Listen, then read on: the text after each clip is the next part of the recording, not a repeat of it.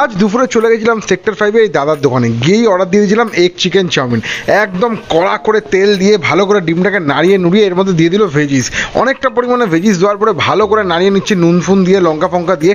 যেহেতু আমার ঝাল লাগে বেশি, ওই জন্য লঙ্কাটাকে অল্পই দিতে বলেছিলাম। একদম কড়া করে ভাজার পরে দিয়ে দিল চিকেন চাংস। তারপরে কতটা পরিমাণ নুডলস দিয়েছিল দেখো, একদম হাক্কা করতে বলেছিলাম, গ্রেভি গ্রেভি একদমই রাখতে না করেছি, পুরো কষা করে হবে বন্ধুরা।